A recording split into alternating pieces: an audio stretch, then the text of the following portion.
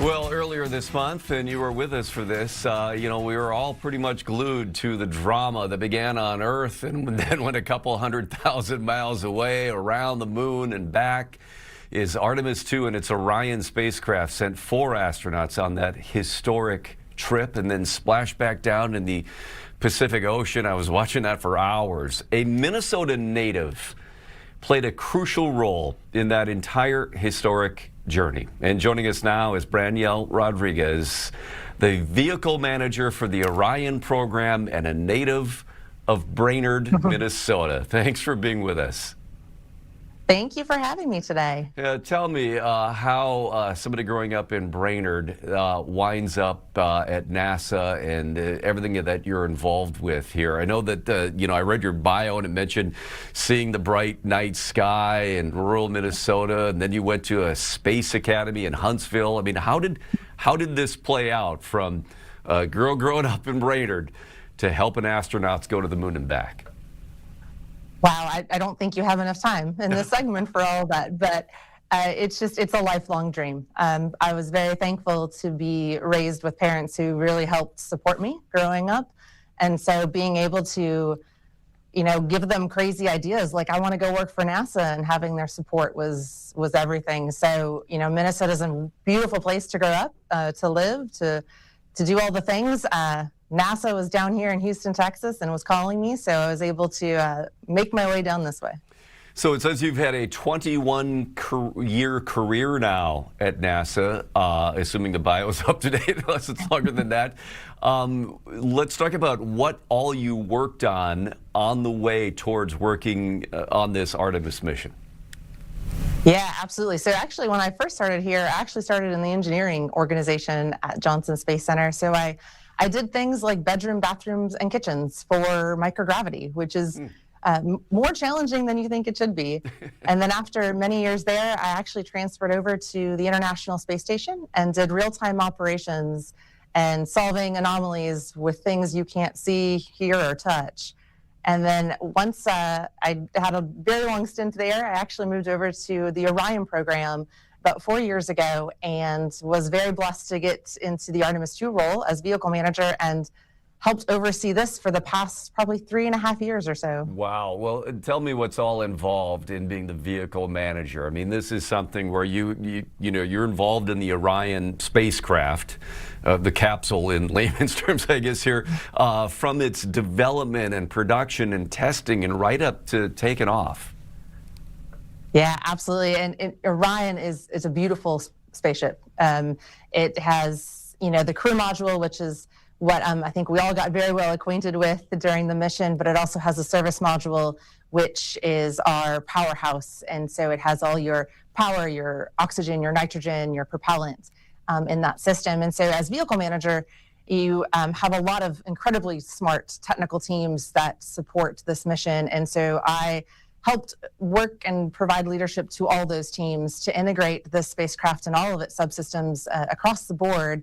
So everyone from our crew service module to the service module that is actually built over in Bremen, Germany, and then comes over to here at Kennedy Space Center in Florida to get integrated and put together with the rest of the spaceship. So needless to say, you've spent a considerable amount of time inside that Orion spacecraft, or mock-ups of it and the real thing. How do you explain to people what that's like for astronauts to spend 10 days or so in that space? Yes, I wish I'd spent a lot of time in it. They don't let me get in there. You can play around, touch things, break things, but we have amazing teams that actually go do that. But I do work in the mock-ups and help the teams out that way. It's like camping a little bit. I always define it like a little bit like extreme camping. The inside of Orion's about 2 minivan sizes. And so if you think of kind of that space, but then think of expanding it.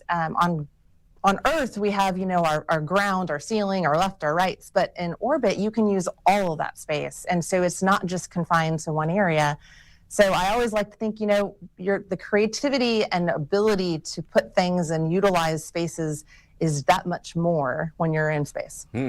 So during the mission then, from, I think you were there when it got rolled out, and then for the launch and the duration of the mission and splashdown, what is your role? Where are you during all of this? Yeah, so at launch, I am actually at Kennedy Space Center in what's called the Launch Control Complex, helping out in the firing room. So I am looking at data, I'm helping review challenges or issues that we might have, or giving a thumbs up if everything looks green. And then once we launch, I was there up and through what we call our proximity operation. So when Orion separated from the second stage of the rocket, I'd actually turned around and Victor manually piloted Orion for the very first time. And after they wrapped up that operation, I actually jumped on a plane immediately and headed back to Houston at Johnson Space Center in the Mission Control Center, and that's actually where I spent the remainder of the mission supporting the teams here. That sounds fascinating. But now, I mean, we're gearing up for another Orion and Artemis mission. What is your role now as we go into the next planned launch? Yeah, so right now I'm actually working on still Artemis II. Even though the mission has been completed, we still need to get the vehicle back to Kennedy. And so that's in transport as we speak to go back to Kennedy. And we do a lot of post-processing or deservicing of the spacecraft. And we try and make things reusable for Orion. And so we're actually going to go pull a significant amount of hardware off of the vehicle, refurbish it, and put it on the next Orion. So to support some hardware on Artemis III, Artemis IV, and Artemis V. No, that's pretty exciting stuff. Do you have a lot of us kind of compare the Orion spacecraft. I mean, obviously there's comparisons with the whole launch system with things from the shuttle, but then you think about the capsule, you compare that to the Apollo capsule from a half century ago. What is it about the Orion, maybe a favorite element or things that are different or upgrades? I mean, again, a lot of time has passed since Apollo. I mean, but when you look at that spacecraft, what do you love about it? Well, there's many things that I love about it. For Artemis II, I love that it worked so well and got our crew back home safely. I think one of the biggest things, and I think we can all relate to this, is just the advancement of technologies allows us so much more capability.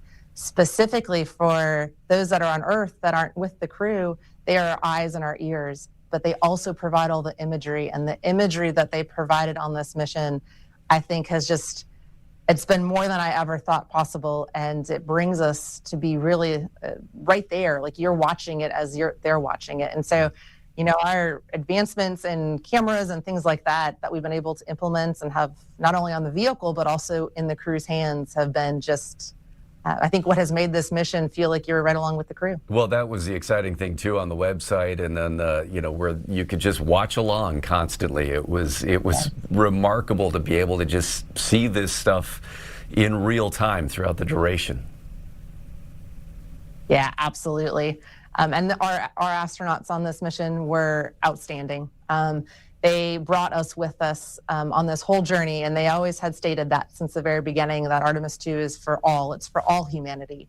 And if you actually look at the mission patch, you'll actually kind of see that it says A-2 in Roman numerals, but if you look far away, it actually spells all. And they truly did that, hands down. I couldn't have asked for a better crew. All right, Branelle Rodriguez, native of Brainerd, and now integral in the continued space exploration here for the United States, for NASA. I know the next mission, I think, is planned at some point to test lunar landers in orbit. So that's going to be something we'll be paying attention to. That's a little bit down the road, but that's pretty exciting stuff too. So a lot of really interesting stuff to come. Yeah, absolutely. I hope that we can continue with capturing everyone's hearts on Artemis II to continue following along, because it's just the beginning, I think, of a very amazing overall mission. All right. Thank you for joining us today to share your experiences here at NASA with this historic mission. Appreciate it. Thank you very much. All right. There you go. From Minnesota to NASA, helping put astronauts around the moon and then eventually landing on the moon again. Got to take